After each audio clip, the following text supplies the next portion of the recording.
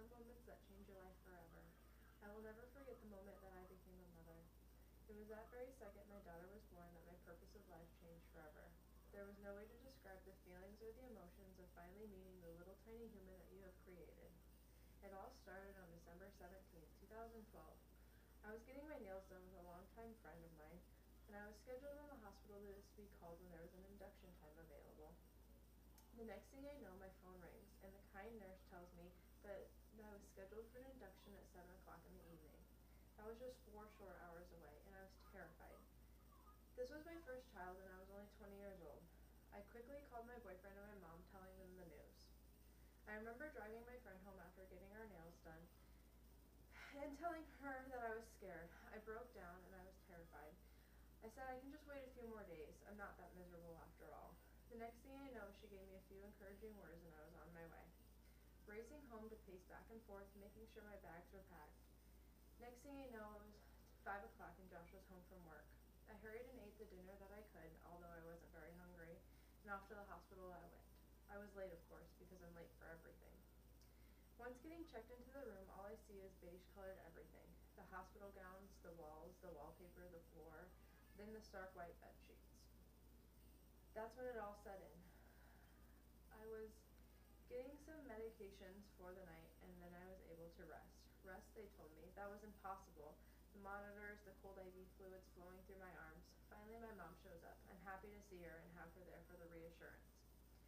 We all go through the night with very little excitement, just waiting and trying to get some rest. Early in the morning on December 18th, 2012, I start my Pitocin drip. The Pitocin would put my body into labor since she wasn't coming out on her own anytime soon. After about an hour, the nurses come in to check on me. Back and forth, hour after hour, I'm walking the halls, pushing around my lovely IV pole and the not-so-attractive nightgown. Did I mention that I can't eat or drink anything? Yes, since midnight, I can't eat or drink anything besides clear liquids, ice chips, and Jell-O. So lunchtime rolls around, and I'm still in a pretty good mood. Josh goes down to the cafeteria and has lunch. I know, he has to eat too. But I'm very highly pregnant and I'm starving. I get over it. Shortly after, it's about 2:30, 3 o'clock, and my contractions start to pick up. I decide that it was time for an epidural. They roll in the cart and prepare me for this huge needle that was about to go into my back. I was terrified and the biggest fear of needles, and it still takes everything I have not to hold back the tears during a basic blood draw. Here we go. Turns out you can only have one person in the room with you during the epidural. I chose my mom. I'm sorry, Josh, but I just wanted my mom.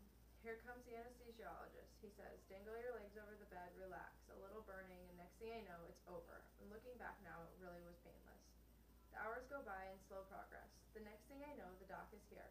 It's about 6:30 in the evening and my dad shows up. He stays for a while and chats, then decides that he's going to go into the waiting room and wait for the news. Next thing you know, a good friend of ours shows up, and it was nice to see them to distract me from all the anxiety and the fear I had. Doctors come in again around 7:40 and says it's go time. My teeth are chattering, my body is shaking, I'm laughing, I'm crying, I'm a mess, but let's do this. Next thing I know, it's 8:04 and 26 hours into high emotions, anxiety, and a smooth labor and delivery, she's here. I'm overwhelmed and everyone is crying. She gave out a big scream or two, and that was it. She's quiet, she's content. She weighs in at 7.3 pounds, cleaned up, and her footprints are done. Then she gets handed to me. Finally, my baby girl, healthy and content, although she looked at us like we had just disturbed her from a deep sleep. We get in lots of cuddles, talk all about her features and who she looks like. Let's face it though, she still kind of looks like an alien, but she's a cute alien. Next thing I know, we are getting cleaned up and moving up to our room for the night. It's late, probably about 11:45. We are in our room and settled. I'm in bed and she's in my arms, and Dad is close by. My mom says her goodbyes and goes home to get some rest for the night. My head is spinning. How did I create such a perfect baby? How did I get so lucky, and what am I going to do now? The parenting begins, the dirty diapers and the feedings.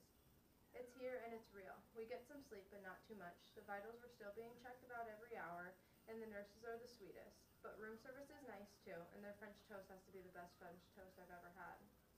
We get some visitors as the next morning rolls around, and everyone is so excited to meet her. I get to shower and wear my normal clothes again, and as I get cleaned up and changed, I realize just how much my life has changed.